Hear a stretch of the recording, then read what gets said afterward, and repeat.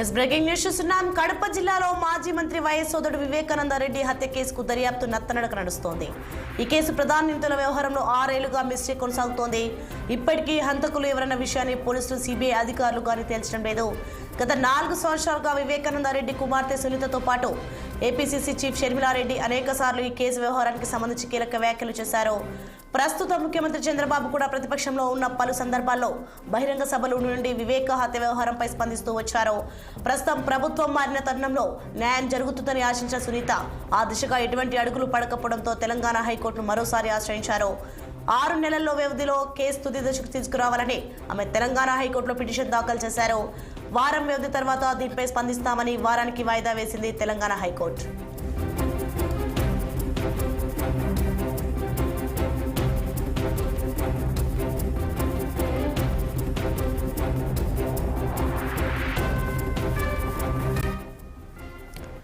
Breaking news చూస్తున్నాం. కడప జిల్లాలో మాజీ మంత్రి వైఎస్ సోదరుడు వివేకానంద రెడ్డి హత్య కేసుకు దర్యాప్తు నత్తనడక నడుస్తుంది.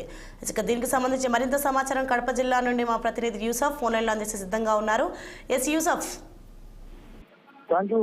కడప జిల్లాలో గతంలో రాష్ట్ర మంత్రిగా వ్యవహరించినటువంటి వైఎస్ వివేకానంద రెడ్డి హత్య కేసుకు సంబంధించినటువంటి కేసు వ్యవహారం కీలక మలుపు తిరిగిందని చెప్పి భావించవచ్చు. ఇప్పుడు ప్రస్తుతం ఎవరైతే వివేకానంద రెడ్డి కుమార్తె సునీత ఉన్నారో ఆమె ఆశ్రయించారు. దాదాపు మా కేసుకు సంబంధించినటువంటి వ్యవహారంలో 6 సంవత్సరాలకు పైబడినటువంటి హత్య కాబడుతా ఉంది. ఇప్పటి వరకు కూడా కేసులో కొలిక్కి తీసుకురాకపోతా ఉన్నారు. అటు సిబిఐ అధికారులు కూడా పక్క విచారణ కొనసాగిస్తా ఉన్నారు.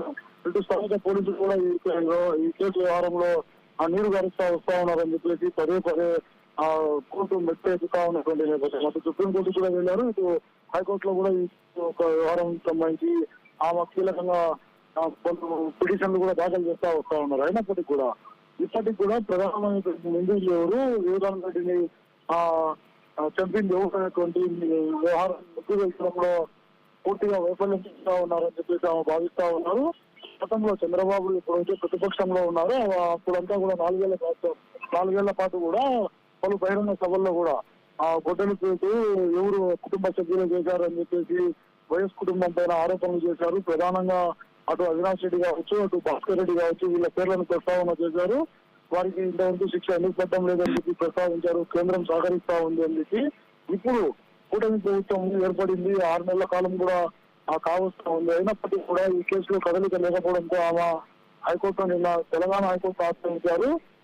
6 నెలల వ్యవధిలో మా తండ్రికి జరిగినటువంటి అన్యాయం, మా తండ్రిని ఎవరైతే హత్య చేశారో వారిని నిలిపివేశారు, వారిని శిక్షించాలని చెప్పేసి ఆమె కోర్టులో ఒక పిటిషన్ దాఖలు చేశారు. ఈ వ్యవహారాన్ని తెలంగాణ హైకోర్టు కూడా చాలా సీరియస్ గానే తీసుకుంది. వారం వ్యవధి లోపల వారానికి కేసు పూర్వపరాన్ని కూడా పరిశీలించి వారం తర్వాత దీనిపైన తుది నిర్ణయం తీసుకుంటామని చెప్పేసి వెల్లడించింది. పూర్తిగా దాదాపు 6 సంవత్సరాల పాటు ఈ కేసు కొనసాగుతా ఉంది. ఒక సామాన్యునికి హత్య జరిగితే మీరంతా కూడా దీన్ని నిర్లక్ష్యం వహిస్తారా అని చెప్పేసి ఆమె ఈ కేసులో వేసినటువంటి పిటిషన్లో ప్రస్తావించినట్లు మనకు తెలుస్తా ఉంది. ఇప్పటికైనా కూడా మాకు న్యాయం చేయండి, ఈ యొక్క ప్రభుత్వం మాకు నమ్మకం లేదు. గత ప్రభుత్వం కూడా అలాగే చేసింది. రాష్ట్ర ప్రభుత్వం, ప్రస్తుతం ఉన్నటువంటి ప్రభుత్వం కూడా కేసు నీరు గారుస్తా ఉంది. అటు కేంద్ర ప్రభుత్వాన్ని కూడా తాము పదే అభ్యర్థిస్తాము, మాకు న్యాయం చేయండి, మా తండ్రిని ఎవరు చంపారో నిలిపివేల్చండి అని చెప్పి అడుగుతా ఉన్నాం. అయినప్పటికీ కూడా మాకు న్యాయం జరగడం లేదని చెప్పేసి ఆమె భావించి ఆ పిటిషన్ లో ఆమె యొక్క బాధను మొత్తం కూడా వెలువచ్చినటువంటి సందర్భాలు అనేకంగా ఉన్నాయి. అయినప్పటికీ కూడా కొంతమంది అధికారులను మాత్రమే, కొంతమంది ఆఫీసర్లను దీంట్లో కేసులో ముద్దాయిలు చేశారు. సిబిఐ తరఫున ఎవరైతే రామ్ సింగ్ ఉన్నారో అతన్ని కూడా ఈ కేసులో ఎవరైతే ప్రత్యర్థులు ఉన్నారో వారు కోర్టుల ద్వారా ఈ వారిపై కూడా కేసులు నమోదు చేసినటువంటి వ్యవహారం ఇదంతా కూడా ఒక పెద్ద దుమారం చేస్తా ఉంది. ఇప్పుడు ఈయన వేసినటువంటి పిటిషన్ అయితే సునీత వేసినటువంటి పిటిషన్ చాలా కీలకంగా వ్యవహరిస్తా ఉంది. దీనిపై ఒక వారం తర్వాత వచ్చేటువంటి ఏవైతే నిబంధనలు ఆ పక్క నుండి వచ్చేటువంటి రిజల్ట్స్ బట్టి ఒక పెద్ద సృజనాత్మకంగా మారుతున్న అవకాశం అయితే కనబడతా ఉంది. సోనియా, ఎస్ యూసఫ్, మనం చూసుకోవచ్చు ఇప్పటికీ హంతకులు ఎవరైనా దానిపై క్లారిటీ రాలేదు. దీనికి సంబంధించి పోలీసులు కూడా మల్లగుల్లాలు పడుతున్నారు. అలాగే దీనిపై ఎవరైనా అనుమానం వ్యక్తం చేస్తున్నారా? పూర్తిగా ఈ కేసుకు సంబంధించినటువంటి వ్యవహారంలో వైఎస్ వివేక మరణానంతరం జరిగినటువంటి పరిణామాలను చూసుకుంటే మనము దత్తగిరి అప్రూవల్ గా మారారు. గంగిరెడ్డి అనేటువంటి ఒక వ్యక్తి ఈ కేసులో ముద్దాయినాడు. అతనైతే మృతి చెందాడు. దాదాపు 2-3 వ్యక్తులు మృతి చెందినప్పటికీ కూడా వైఎస్ వివేకానంద రెడ్డి పేరు కూడా వైఎస్ అవినాష్ రెడ్డి పేరు ప్రస్తుతం కడప పార్లమెంట్ అభ్యర్థిగా కొనసాగుతా ఉన్నటువంటి అవినాష్ రెడ్డి పేరును కూడా వీరు ప్రస్తావన చేశారు.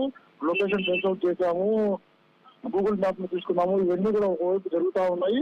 హత్య జరిగేటువంటి సమయంలో దస్తగిరి కావచ్చు, సునీల్ యాదవ్ కావచ్చు, వీరందరూ కూడా అటు వైఎస్ భాస్కర్ రెడ్డి నివాసానికి వెళ్లారు. అక్కడ నుండి వచ్చిన తర్వాత హత్యకు పాల్పడ్డారు. తర్వాత కూడా ఫోన్ ట్యాంపరింగ్ లో కూడా వాళ్ళ పేర్లు కూడా బయటకు వచ్చాయని చెప్పేసి అప్రూవల్ గా మారినటువంటి దస్తగిరి అయితే సిబిఐ వాంగ్మూలం ఇచ్చారు. అదే కోర్టులో కూడా ఆ విధమైనటువంటి స్టేట్మెంట్ ఇచ్చారు. గంగయ్య వాచ్మెన్ ఇచ్చినటువంటి వాంగ్మూలాన్ని కూడా స్టేట్మెంట్ రికార్డ్ చేశారు జడ్జి.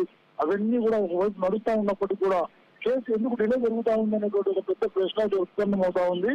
హంతకులు ఎంత గట్టివారైతే కానీ ఇన్ని రోజుల పాటు ఈ కేసుకు ఎంత నీరు కాల్చుకుంటా వస్తా ఉన్నారు. కేంద్ర స్థాయి నుండి రాష్ట్ర స్థాయి వరకు ఉన్నటువంటి అధికారులు మొత్తం కూడా దీన్ని ఎస్టాబ్లిష్ ఎందుకు చేయలేకపోతా ఉన్నారు, నిగ్గు తెచ్చగలేకపోతా ఉన్నారు అనేటువంటి ఒక ప్రశ్న అయితే వైఎస్ వివేకానంద రెడ్డి కుమార్తె సునీతతో పాటు అల్లుడు రాజశేఖర్ కావచ్చు, కడప జిల్లాలో వివేకానంద రెడ్డికి సన్నిహితంగా కలిగినటువంటి రాజకీయ నాయకులందరూ కూడా అటు డిఎల్ రంగనాథ్ రెడ్డి కావచ్చు, ఇటు టీసీసీ ప్రస్తుత అధ్యక్షురాలు ప్రయాణ వైఎస్ వివేకానంద రెడ్డి అన్న కూతురు షర్మిల కూడా ఈ యొక్క కేసు చాలా సందర్భాల్లో మాట్లాడారు.